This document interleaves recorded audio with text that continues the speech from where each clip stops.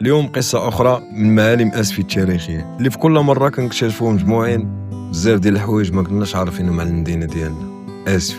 ملي بديت هاد الكونسيبت كنشوف بزاف ديال الناس متشوقين باش يعرفوا التاريخ، وهادشي اللي خلاني نخدم كل مرة فيديو أحسن من الأول. إلا كنتي أول مرة غتشوف الفيديو ديالي ما تنساش دير لايك وتعليق جميل وشاركوا مع الأقارب، ما تخافش حيت كنديروا محتوى هادي. ما لاحظتوش بلي نسيت واحد الحاجة كنت كنقولها في الأول؟ صلوا على سيدنا محمد.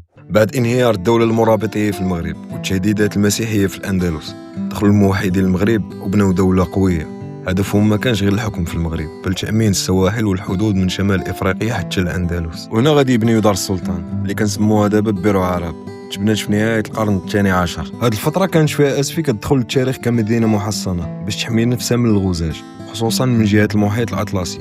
كاع الأقواس والأسوار والأبراج اللي كتشوف في البحر كلها كانت بهدف المراقبة والدفاع. الموحدين استخدموها باش يحموا المدينة، ينظموا القوات وراقبوا أي هجوم بحري. وملي جا الاحتلال البرتغالي للأسفي قاموا بتغييرات كبيرة. البرتغاليين ما هدموهاش، بالعكس استغلوه كحصن دفاعي جديد. البرتغاليين زادوا جدران قوية وزادوا أبراج أكبر، خدموها باش يراقبوا المدينة من الداخل والخارج. وبعد ما خرجوا البرتغاليين من أسفي تم استرجاع دار السلطان في العهد السعدي، خصوصا مع السلطان مولاي زيدان. زاد فيها مدافع من صنع هولندي باش يقوي الدفاع ديالها. وفي القرن 18 جاو العلويين، وواحد من الأمراء العلويين بنى فيها منزل جميل داخل القصبة سماه الباهية، ومن هنا جاء اسم دار السلطان. وفي عهد المستعمر الفرنسي أو ما يسمى بالحماية، دار السلطان استعملت كمكاتب إدارية وتم تسميتها بيرو عرب.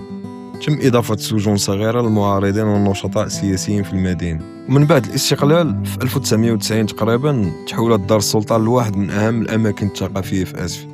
كان فيها المتحف الوطني للخزف، كان مكان جميل، ولكن تم تحويل المتحف إلى مدينة الفنون بغرض إصلاح دار السلطان. لكن مع الأسف الآن هي تحتضر كباقي معالم المدينة. دار السلطان ما كانت غير حصن قديم، هي مرآة لتاريخ أسفي، من الدفاع العسكري إلى العهد الموحدي مرورا بالاحتلال البرتغالي. وما نساوش الدور ديالها في العهود المغربية المتعاقبة، وصولا لتحولها المتحف وثقافة مدينة تنتج أجمل خزف في المغرب، وللأسف هي الآن تحتضر.